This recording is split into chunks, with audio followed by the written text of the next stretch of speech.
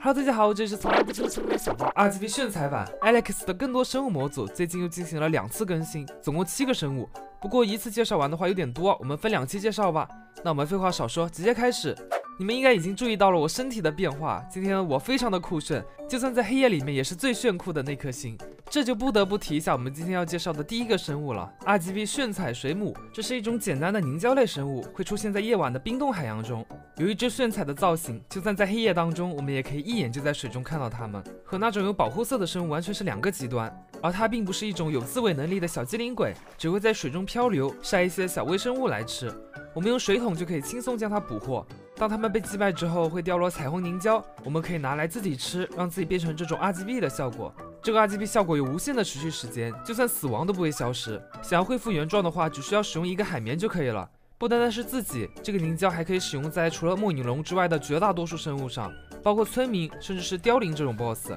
话说这个凋零变成 RGB 之后也太夸张了吧，眼睛都快被它闪瞎了。这个彩虹凝胶还可以拿来制作彩虹玻璃，根据放置的位置不同，它显示的颜色也不同，并且会发射出比较微弱的光。放了很大的一面墙之后是这个效果，这个图案总感觉在生物学科的课本上看到过。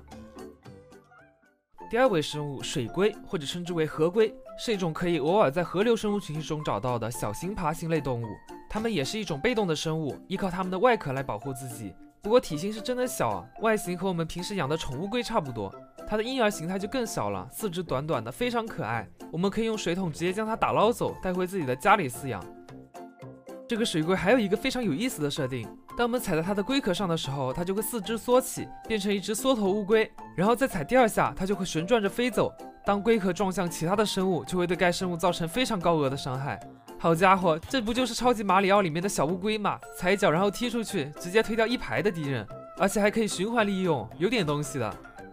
水龟有非常多种颜色和图案种类，我们可以用水草来繁殖水龟，它会产出1到4个水龟蛋。孵化出的小水龟大多数都是父母之一的颜色，或者2者的平均值，也有可能会变异出一些自然界不会生成的特殊的颜色，啥稀奇古怪的都有。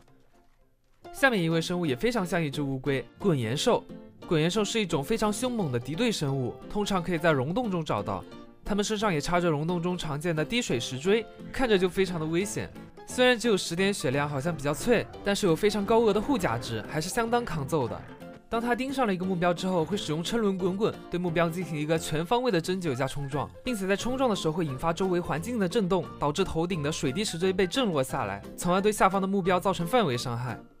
岩滚兽被击败了之后会掉落岩石外壳，这个外壳可以合成岩石胸铠，穿戴起来之后非常笨重，整个人像一只大乌龟。不过它有一个非常厉害的功能，就是玩家穿戴之后可以像岩滚兽一样进行滚动冲击，只要在奔跑状态下就可以，还可以边滚动边跳跃。虽然伤害没有岩滚兽这么高，但是它没有冷却时间，每次奔跑都是冲击。我们可以利用这个功能跑路，掉落的时候还可以降低衰落伤害，护甲值更是接近钻石装备，简直就是神器啊！我可太喜欢这个盔甲了。不过由于这个大岩壳非常重啊，如果我们不小心翻滚着掉入水中，就有可能像这样子沉入水底，出都出不来，直接被卡在岩壳里面，活活窒息而死。当然我们在这样的情况下是可以脱掉岩壳的，不过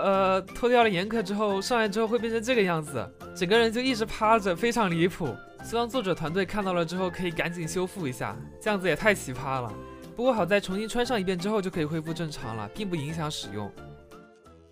那么最后一个生物宇宙鳕鱼，之前咱们介绍过一个可以把玩家从虚空中拽回来的可以驯服的皱游鲟，他们就喜欢以宇宙鳕鱼为食。不过那个时候这个鳕鱼还没制作出来，现在终于完整了。宇宙鳕鱼是一种可以在末地岛屿之间的空隙找到的鱼，是一种可以无视重力飞行的虚空生物应该是虚空生物吧。不过虽然它是条鱼，但是它却是怕水的，会受到水的伤害。当受到伤害的时候，它们会像末影人一样通过传送来逃跑。通常我们可以发现成群的宇宙鳕鱼，当其中的一只被攻击，整个鱼群都会尝试传送逃离。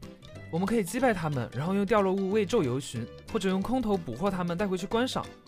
OK， 那么以上就是本期 Alex 更多生物模组的全部内容了，下期继续介绍剩下几个生物。我是小豹，我们下期视频再见，拜拜。